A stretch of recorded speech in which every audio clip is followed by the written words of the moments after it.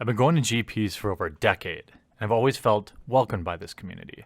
But right now there's a group of people witch hunting me over some jokes or disagreements on Twitter.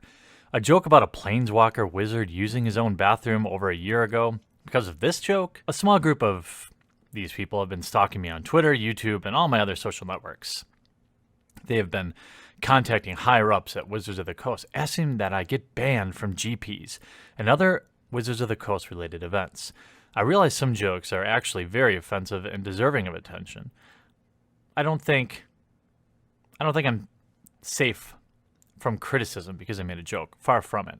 I will, however, point out that dissent breeds growth, and simple disagreements, especially over Twitter, are just that and shouldn't be ammunition for people to try to hurt you or your business. The truth of the matter is, the joke or whatever jokes I've made, the intention behind them are always innocent and without sharp teeth. Most people understand this and react accordingly. But then again, the vast majority of people are usually silent and going about their lives.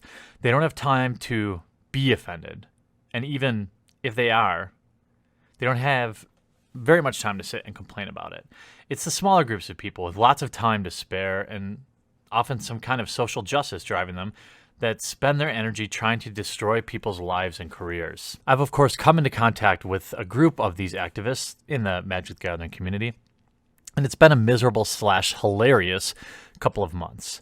Not because I don't think they are decent people, and I genuinely feel they are trying to do their best at something. I just don't agree with their methods and targets and a lot of their ideas. Because of this, at first I pushed back on YouTube and Twitter, thinking to myself how outrageous these people are being. I didn't understand their message and still don't entirely, and wasn't even sure if I was the one getting trolled. It continued to grow out of control. I realized me not taking this seriously sooner had resulted in the escalating drama. And I just can't stand to see it get any more out of control than it already is.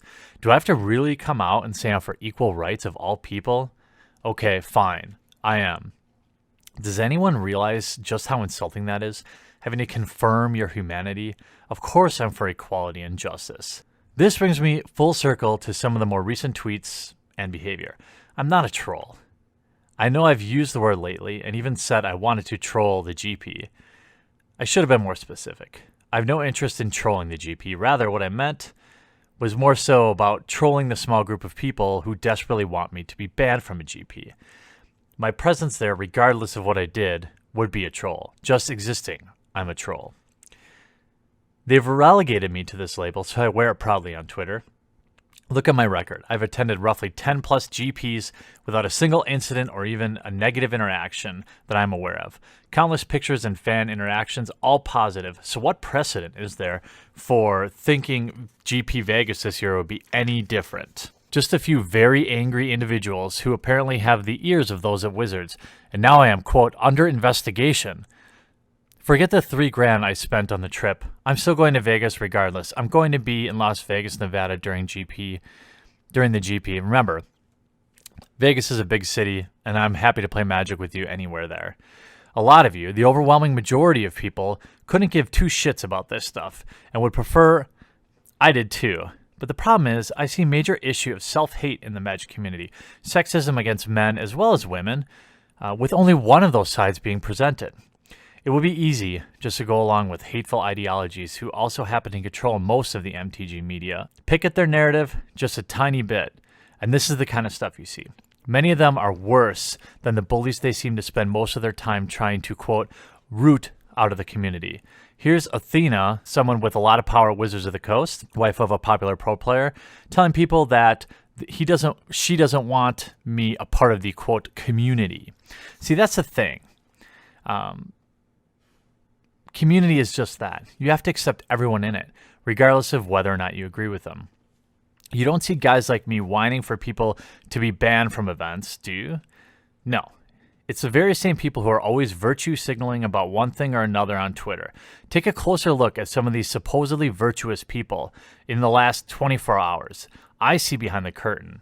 I see these people for exactly who they are, and I make it my duty to expose it. And let me tell you, it's not hard.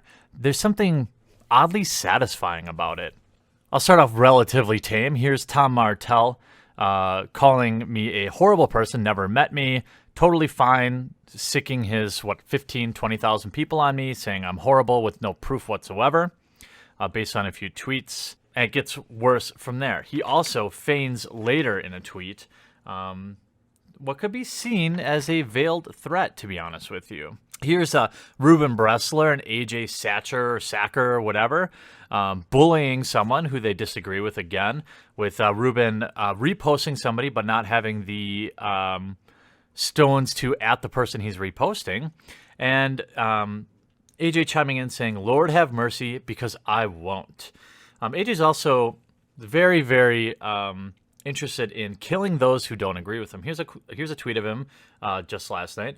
I gave myself 20 minutes, which is up now. MTG community can't spray for roaches they don't know are there. He's alluding to the fact that anyone who agrees with me is a roach and needs to be, I guess, killed or at very least removed from the community. Here's more tweets from the person. This is the very person tweeting at Helen Bergeau to bar me from the GP. And it helps that, here we go. Ignoring assholes like you is how it spreads. Here's another thing. That must be hard for you since you're pure scum and everyone has multiple stories to tell. This is how he's talking to me. And then he says, we need feminism in Magic because idiots like this exist who think supporting women. I mean, is it any wonder to you why people push back against feminism in the Magic the Gathering community? I'm 100% for equal rights. I'm no problem with feminists.